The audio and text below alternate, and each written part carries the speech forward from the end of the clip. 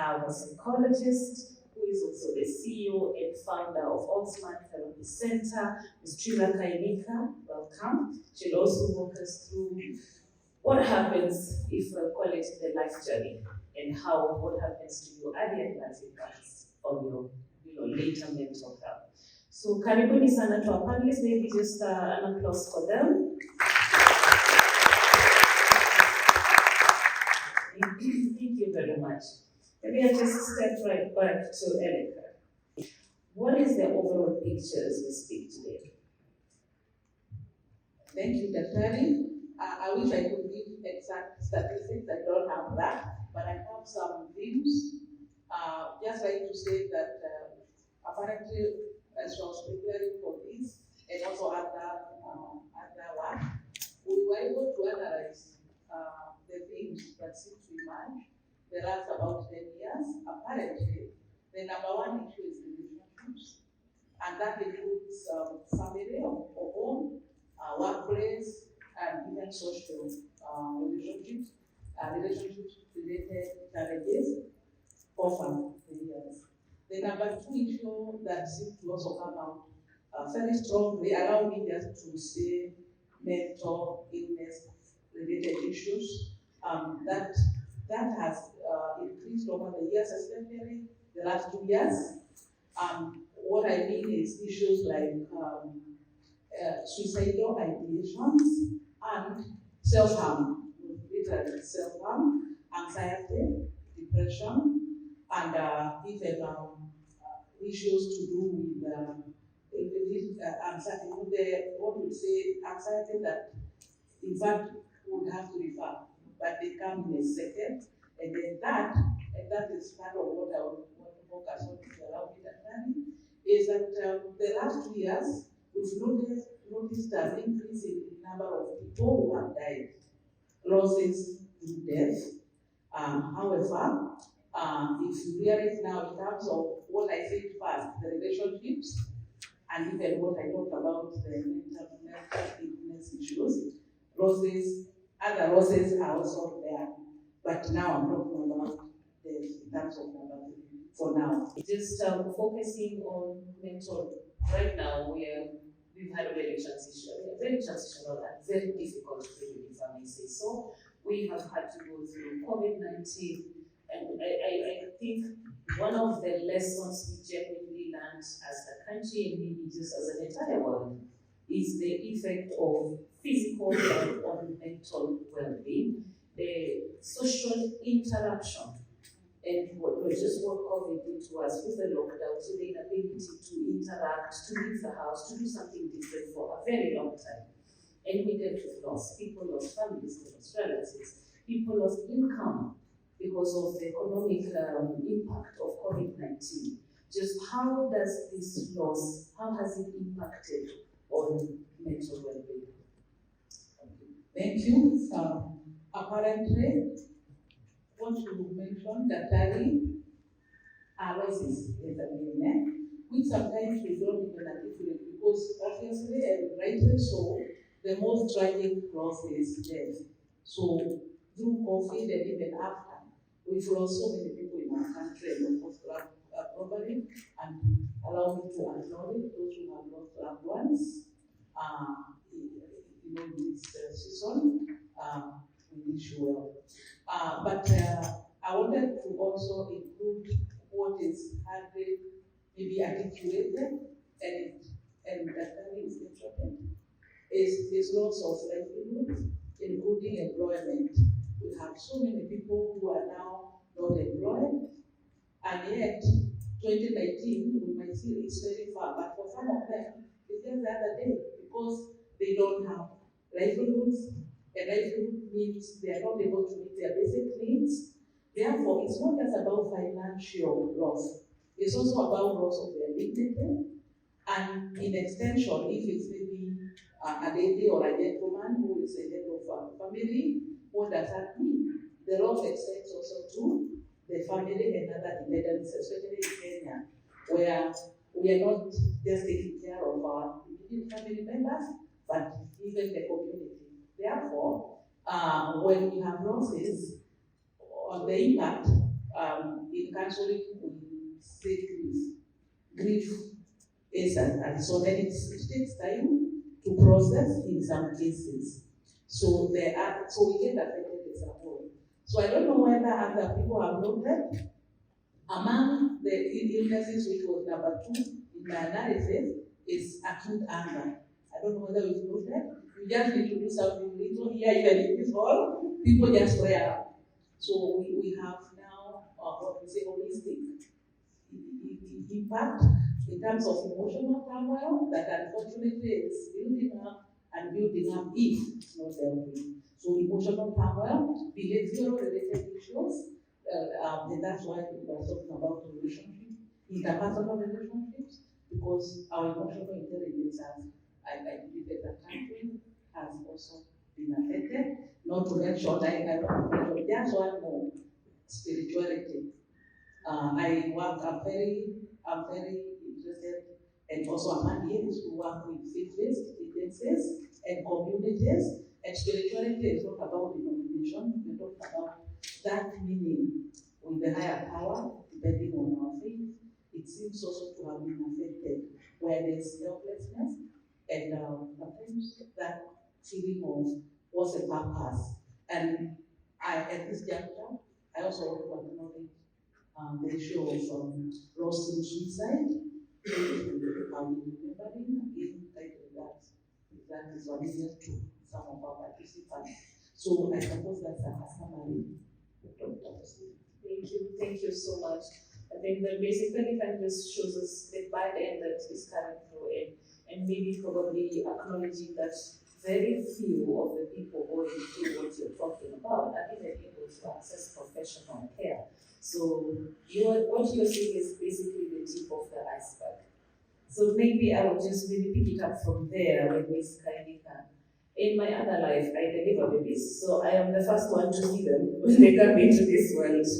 And we'll probably want to see, once we hand them over to the world, what's their journey like? What does it even, what can we assure of a safe childhood? And when that safe childhood is disrupted, what's the impact when we are looking at them 20, 30, 40 years down the line, when they are aging as 70-year-old grandfathers? What is the impact of not being able to assure a safe passage through the very critical period of childhood? Thank you so much.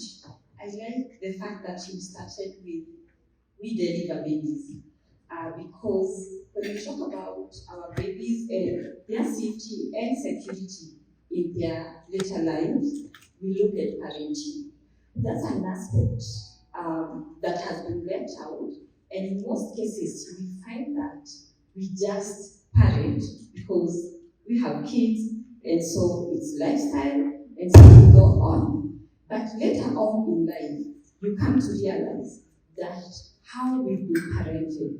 And just to mention, this has nothing to do with monetary value.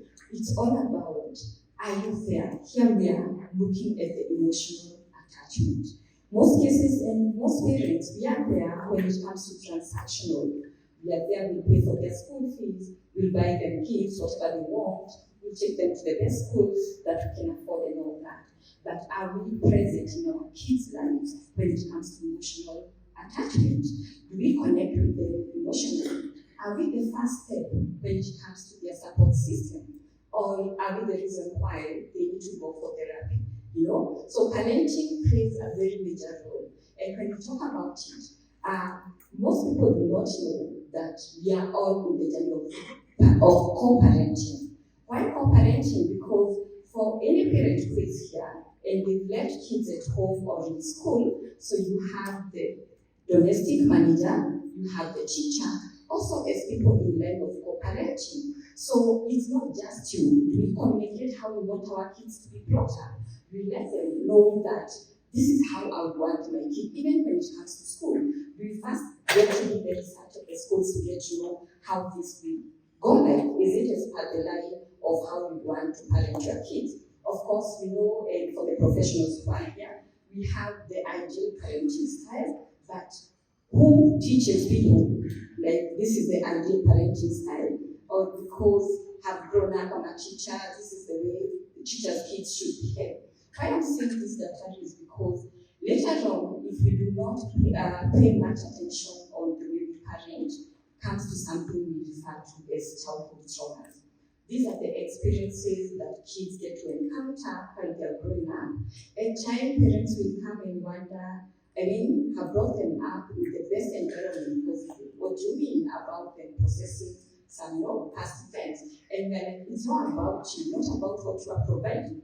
It's about what they're going through. It's about them, not about you as a parent. So we say, hurt people, hurt people. So you will find even at workplace, most people that are so dysfunctional, bringing in toxicity and all that, maybe it's not because of that day event, and we find casually asking, today seems you do not have the best day today, but could be you're actually referring to their past event. We find even in marriages today, we say maybe 60% of the current divorce, or close to 60% of the current divorce rates in marriage and separation and all that could not have taken place if people were given a chance to process their childhood experiences. So it's always good to get to connect with our kids. Let's get to know we are not just parenting, but we are bringing up future adults, the near future adults. How do we want them to be? The perfect, when it comes to attachment, do we attach with them in a way that they will feel secure, that they are not getting into mind to process what was not looked at when you are growing up? That's a lot. I'm sure everyone in this room is feeling challenged. If you have children, are you feeling challenged? Because I am. And as a reproductive health specialist, I am now, we are actually beginning in the Department of Obstetrics and Gynecology. There's a lot of focus now on developing what we call child and adolescent reproductive health. It's been one of the subspecializations that has been ignored for a very long time. Yet, what did our KDHS tell us? 1 in every 5 is pregnant before the age of 18. How is a child pregnant if that's not a contributor to childhood trauma, the experiences that you're talking about? And it's a big deal because I'm seeing a 15-year-old sitting in front of me and she's pregnant. And I ask her, does your mother know? And she says, no. Does your father know? No. So when did you last see your parents? And she tells me, maybe 2 or 3 weeks back. And they live in the same house. How do you go to school? The driver drops me. What do you do in your free time? I sit in my room on my phone or on my tablet. So what's quality time like in the family? And probably apart from a Christmas holiday, the children could as well be strangers with the people they live with. And this then births the second round of issues, where we're looking at exposure to drugs. I think NACADA's biggest response target group has been the adolescents. These are the children we're talking about at child. Do you want to walk us through that? What is it looking like? Thank you, Ďaďari. I still will be actually talking about this situation. But as you rightly put it, in the country right now, our schools have been complaining. Parents are complaining. The situation is not fun. If you look at the statistics for the primary schools, the finding a child as young as 6 years has already been initiated into substance use. And this is scary because this is someone in grade 1. This is someone who shouldn't even be anywhere near any substance. When you're looking at the adolescents, you're looking at between 15 years. Again, the concern is prescription medication. Where are they getting this? From the parents. So you can see the concern is, as you mentioned, issues of parenting. Where are these parents? Because then the children are not well taken care of, or we are not experiencing the aspect of positive parenting. Wow. Yeah. What does it look like in the discipline forces? How is it getting more difficult to actually find mentally suitable candidates who have the mental capacity to carry through the jobs that we are recruiting them for? And are they able to tolerate the impact of their jobs? Yeah, please note, I have a lot of respect for the uniformed people. Very well, very well. In the first place, our process of recruitment is it's a process that takes time to do some evaluation on some strength, some ability to join us. That is not all the processes that are undertaken. For example, the mental status. We can do the common medical tests, but we don't do the mental tests.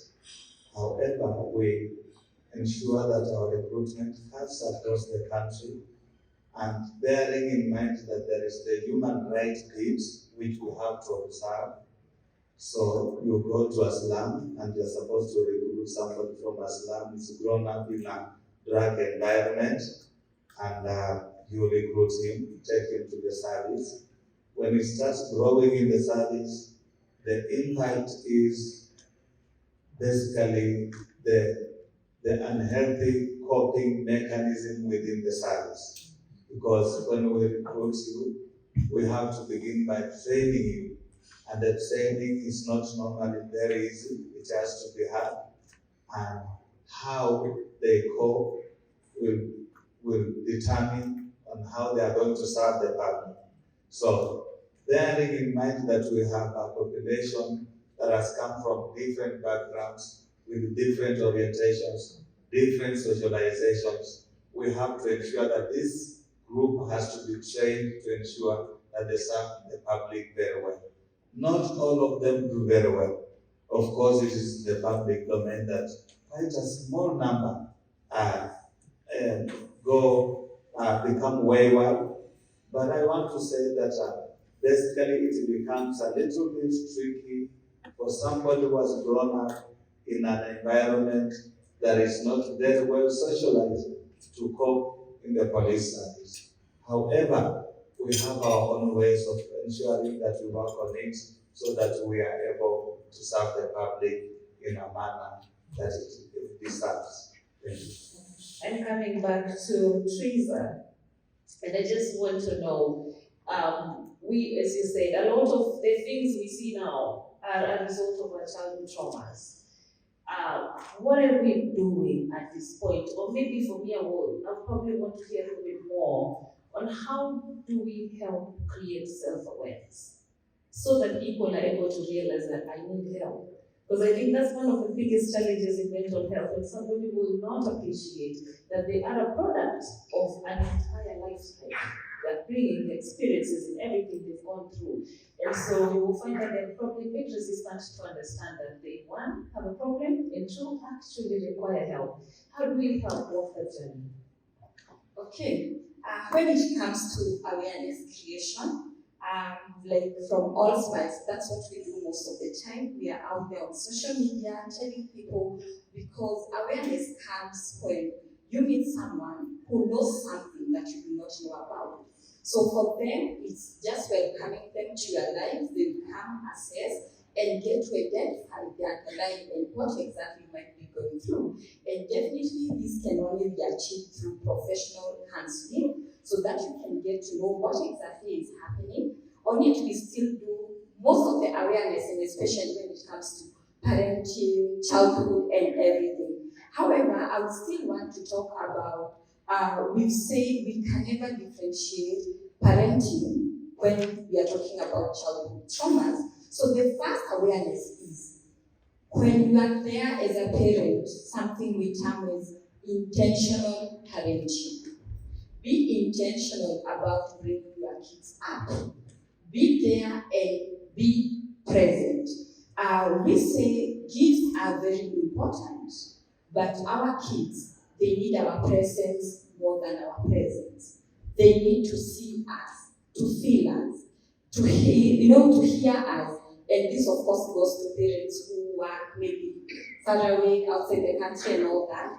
Get away, because when it comes to emotional connection, of course, physical is more effective, but even virtual, get to be there, because we've left our kids to parent themselves. Something we term as reparenting. You get to meet a teen who is busy thinking what they're going to eat at night, Or these kids, they are okay, everything is taken care of, but they are in school, they are able to concentrate because what comes to mind is, maybe I'm here, I'm a boarder, and my parents back at home, they are busy fighting. So what do? Let me just cause chaos so that I can be expelled from school, so that I can go home just to make sure daddy has not killed mommy or mommy has not killed daddy.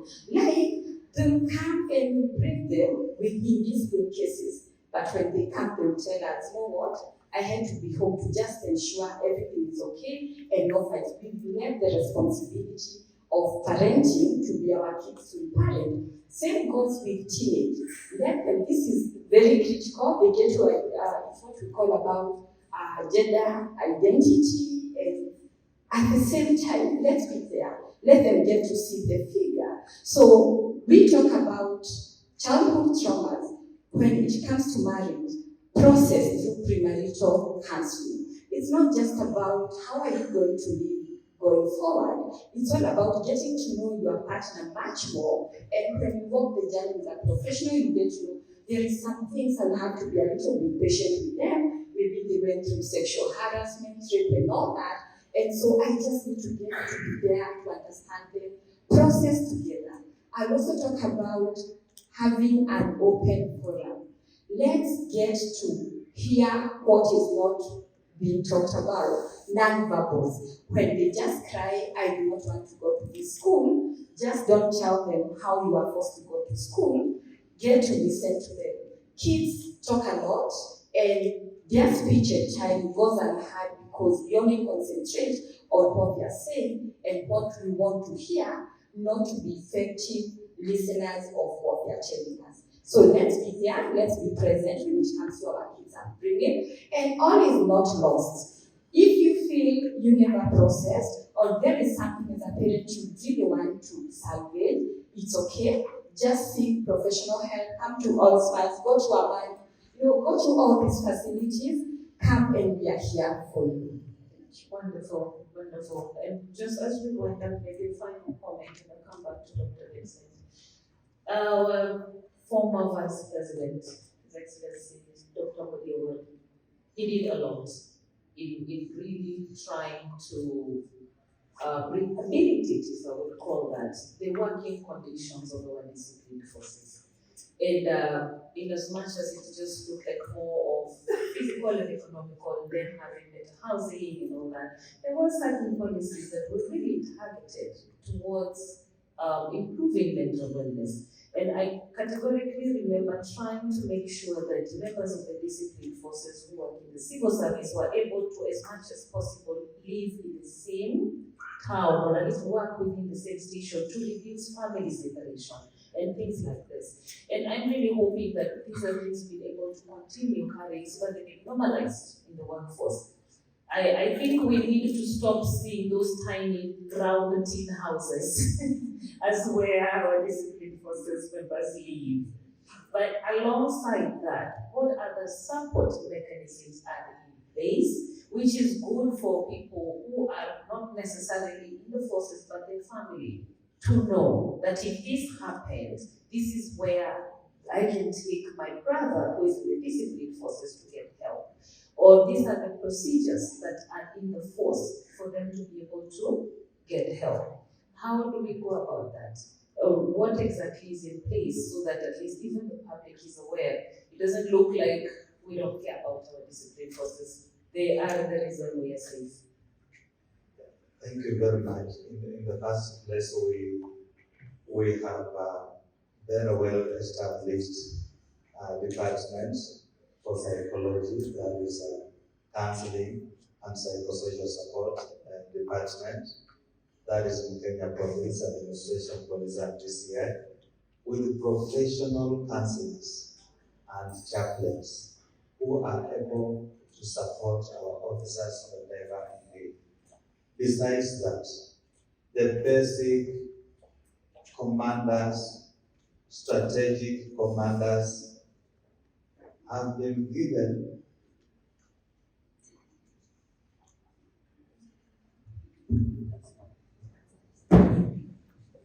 Thank you. Before we continue, kindly, we may stand for the national anthem as well as the East African anthem.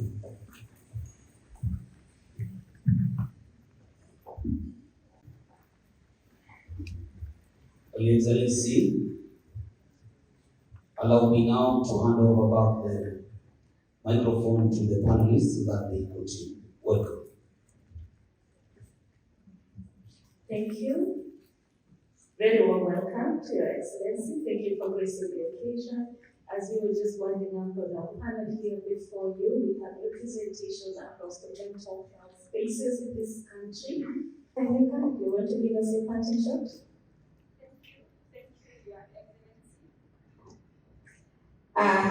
So for all smiles, we say it is okay not to be okay. Let's stop stigma by letting people know it's okay.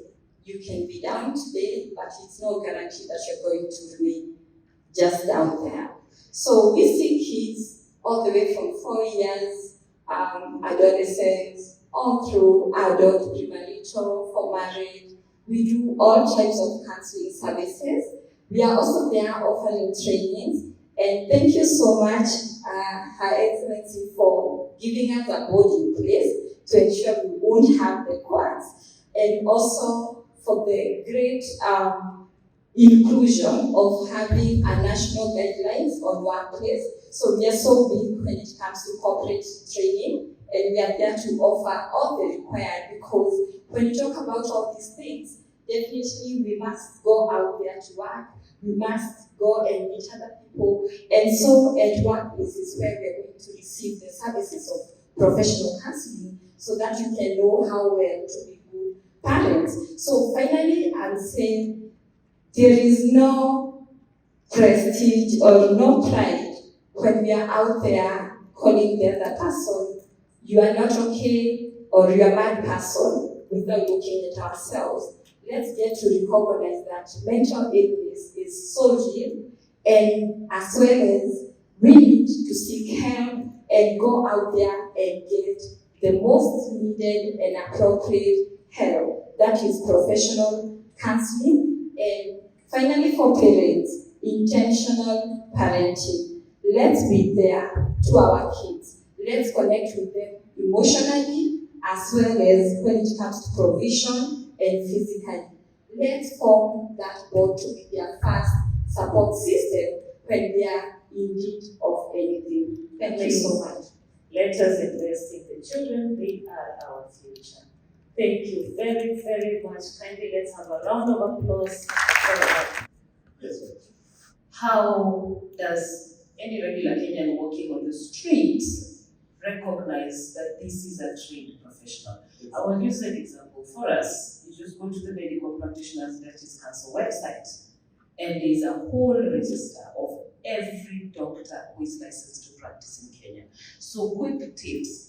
What would you tell the Kenyan? How do you look out? If I came and saw an office with a name on it and says counseling psychologist, how do I verify that this person is actually properly trained and qualified to deliver the service they are claiming to? Where do I find that information? And how do I, cross-check that? Great. Thank you so much, Dr. The first step that I want to say is, first of all, acknowledge the role of associations in counseling and psychology in this republic. When the board was not there, the role of the associations cannot actually be understated. We have the Kenya Counseling and Psychological Association, presented here by the chair, Professor Nshuda. We have the Kenya Psychological Association, which I represent, and we have many other associations. Now, the first thing I would ask Kenyan to ask a person, do you belong to an association? Because that is the first step to actually have a professional enter into the realization of regulation.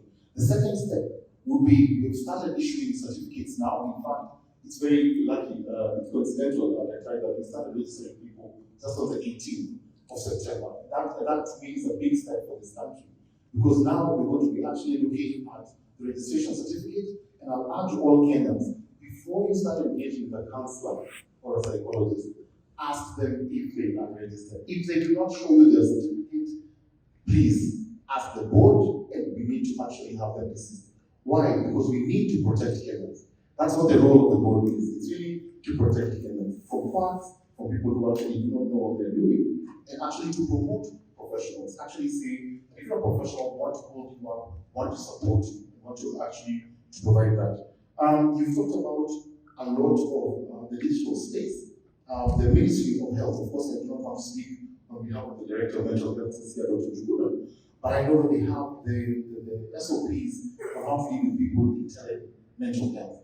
And those are very critical because we as psychologists and counselors recognize that we can actually use technology and use it to actually reach people who are in need. COVID taught us that, especially because we were in lockdowns and people are going through a lot of stress, anxiety, depression, and we were able to reach them through technology. We continue to do that, and a lot of companies, because of that, have actually been born out of that evolution of technology. So for now, I think that those would be my beginning remarks. Yeah, but how do we plan to regulate that space? Because that is one place, very dicey space. Are we look forward to knowing what credentialing they will require, are we able to ascertain their platforms are actually providing vision confidentiality, and that the staff behind the computer actually fully trained? No, look, that's a very good question, and I want to venture to say that when you're regulating, you have to be very careful that your job is not just stopping people from doing things, but it's to actually help them to find ways to do it in a meaningful and professional manner. So what I want to say is that when it comes to online regulation, we have to work with other regulators who are actually in the digital space to ensure that if somebody is using a health platform online, for example, are you only using Zoom? Is it secure? Are you using a platform that maybe is encrypted? We need to ensure that patient confidentiality is kept, the information is held in confidence. We actually have to work together. And it's a whole of society approach so that we don't, as the board, imagine that we are the only people who can actually regulate that. So work with the Ministry of Health, for example, the Ministry of IT, and to be able to actually work together to be able to regulate. So the work of regulator is not as easy. It is my pleasure to be here today to address such a distinguished audience on a subject matter that is critical in the times we are living. Mental health and mental well-being know no class. It doesn't know age. It doesn't even bother to know the boundaries. And therefore, it is crucial for each one of us to be aware and to know that the national economy and progress cannot make any advancement unless we address this matter. Our discussions and deliberations this morning are enriching, genuine, and a serious call to action. Indeed, the mind and its functions must be guarded and guided to profit the owner and humanity. It is never too late to address mental illness, and we have been so told it is okay not to be okay. We must be deliberate and commit to accept reality that mental illness will be found at home, in our schools, and in the workplace. We must also find a way to mitigate the way we do things and make sure that this mental illness does not destroy a nation and even the nations of the earth.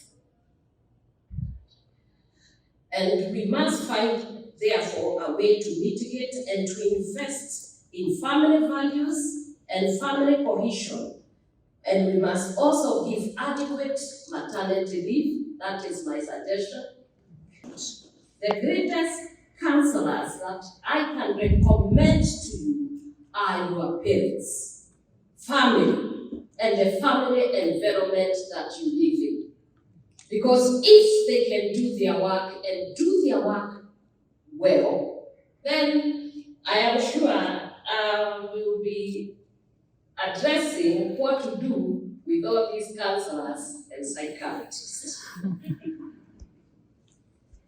For our children, as you may know, fear family conflicts, violence in their homes. They fear that their husband and wife or their parents, their mother and their father will separate.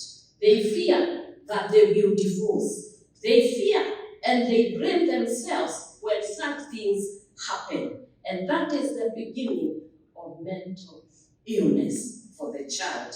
And therefore, if it can be addressed at the family level, you will find that you will pick up a very mature child who is able to handle the stresses and of life and even of the workplace. Our greatest fear as I've said, with our children is failing to please their parents. Children work very hard to make sure that their father is happy, their mother is happy, and everything that those parents say, it is so important.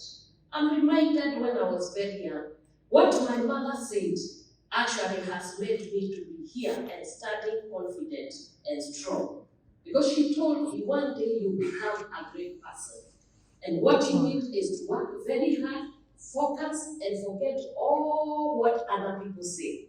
Just listen to what I tell you. If they speak negative things to you, just pray and remember what I have said, that one day you'll be successful.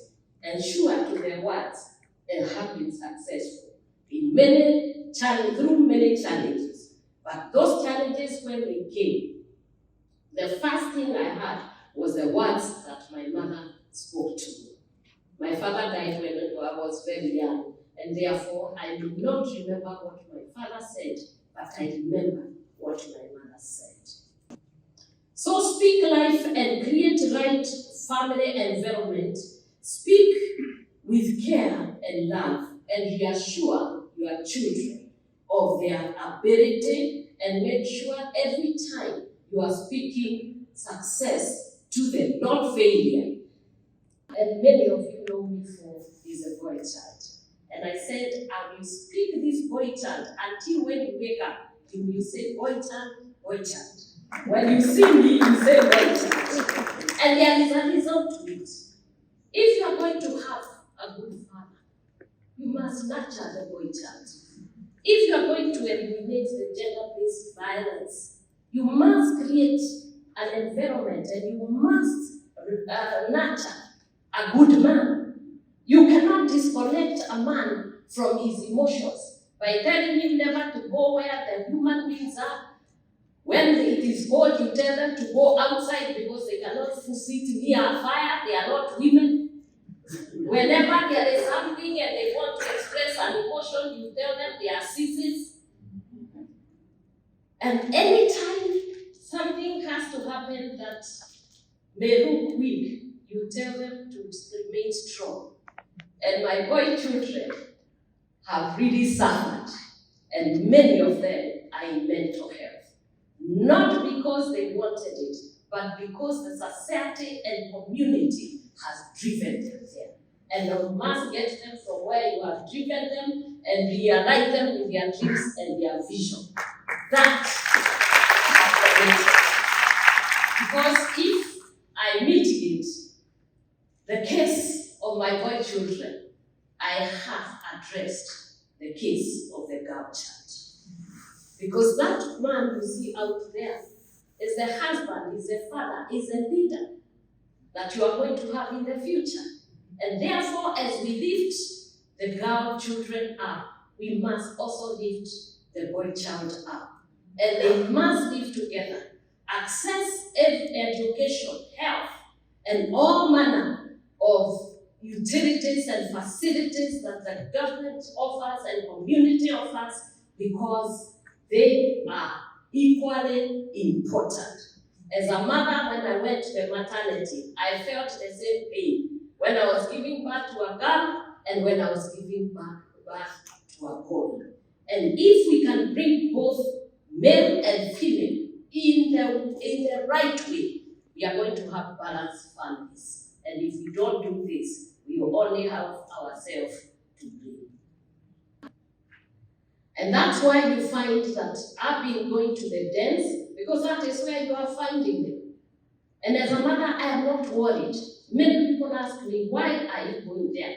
Don't you know these people are dangerous? These people can knife you. I don't know they can do this. I thought that it is impossible for a mother to love a child and the child to harm the mother. And I have been there. And I can tell you for free, what they have been lacking is love and care by the society. So we must have a mindset that will change the world, and that is to go and fetch our children from the gutter, from those dens, and turn their lives around to become productive citizens. And let their dreams also be valid, because the dream of a man and the dream of a woman, they both connect to create a better society.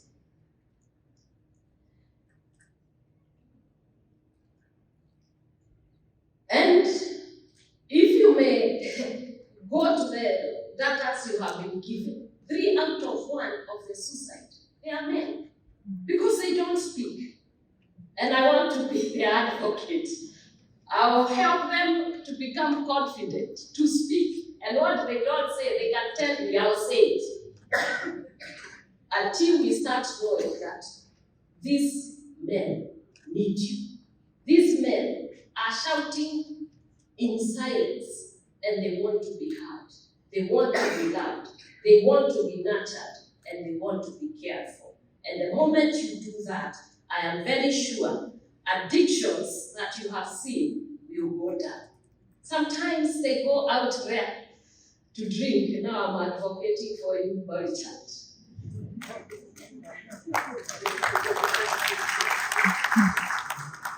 They go drinking because they are fearful.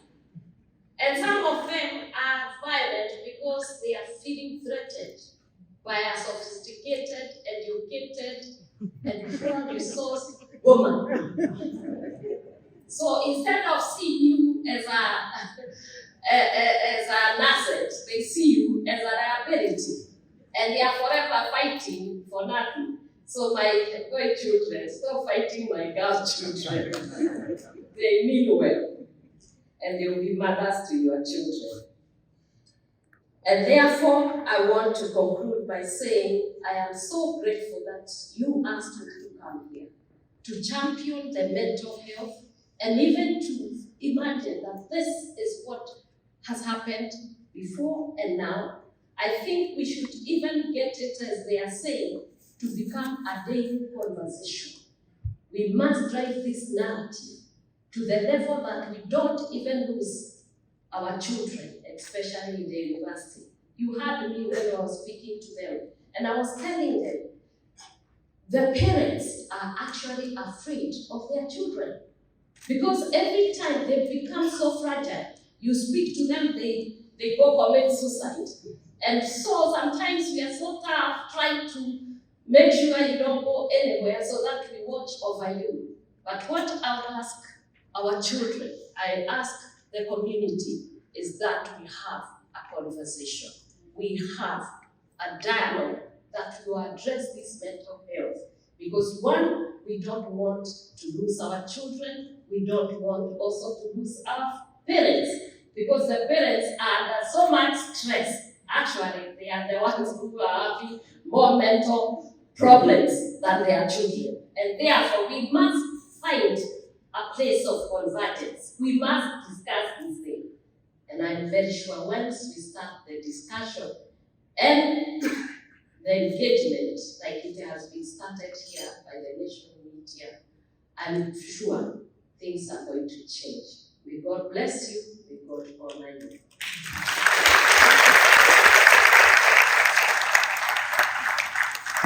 you.